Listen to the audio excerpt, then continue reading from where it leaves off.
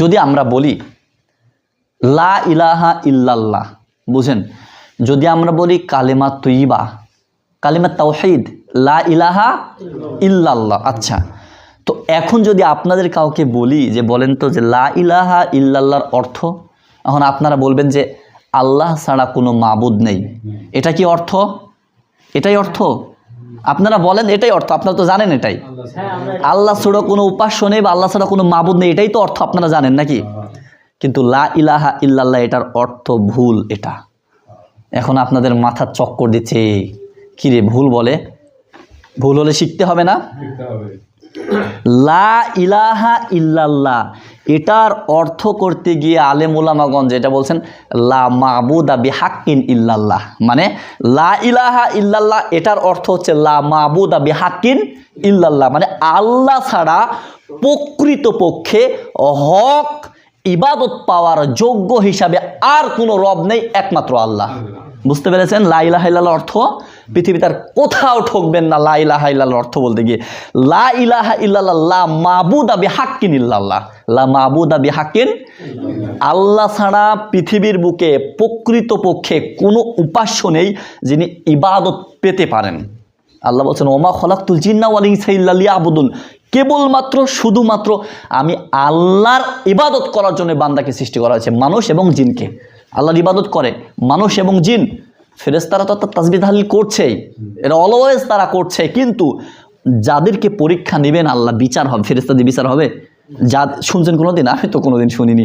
যাদের বিচার হবে তাদের ভিতরে এইটা মানুষ এবং জিন, এদেরকে আল্লাহ কেবলমাত্র শুরু করেছেন তার ইবাদত করার জন্য, ইল্লা লিয়াবুদুন। আবার বলছেন লা মাবুদা বিহাক্কিন ইল্লাল্লাহ, লা ইলাহা ইল্লাল্লাহর অর্থ হলো এটা, শিখে নেন, আল্লাহ ছাড়া কোনো মাবুদ নেই এটা না। লা ইলাহা ইল্লাল্লাহ এর অর্থ হচ্ছে আল্লাহ ছাড়া প্রকৃত কোনো মাবুদ নেই, আল্লাহ ছাড়া হক ইবাদত পাওয়ার যোগ্য হিসাবে কোনো মাবুদ নেই। আমরা যে সালাত আদায় করলাম, হিন্দুদের সাথে আমরা এই তর্কে পারবো?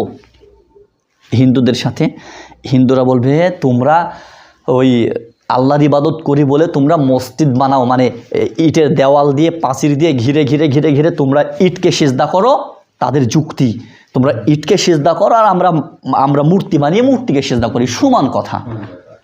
সাধারণ মুসলিম যাদের মাথায় একটু সেন্স কম আছে, তাই তো একই তো কথা, ও ঠকে যাবে। সো ওরাও আবার যুক্তি দিবে, কিভাবে ঠকবেন, আমিও ঠকতে পারি, ওরা আবার যুক্তি দিবে যে তোমরা যদি, সে বলে যে না আমি তো একটা জাস্ট রুম করে নিয়েছি, সেখানে আমি আল্লাহর ইবাদত করি, তখন সে বলবে আমরাও তো একটা রুম করে নিয়েছি, নিয়ে আমরা বা ওই মূর্তিটাকে রাখি, আমরা মূর্তিকে দিয়ে আড়াল করে নিয়েছি, দিয়ে আমরা সেজদা করি। যুক্তি তো এটাই যুক্তি যে আমরা যে আল্লাহর ইবাদত করি তাকে দেখা যায় না, আমরা এক আল্লাহই বিশ্বাসী, আমরা কালিমা তাওহীদে বিশ্বাসী, ইবাদত পাবে এই বিশ্বাস রাখি একমাত্র আল্লাহ।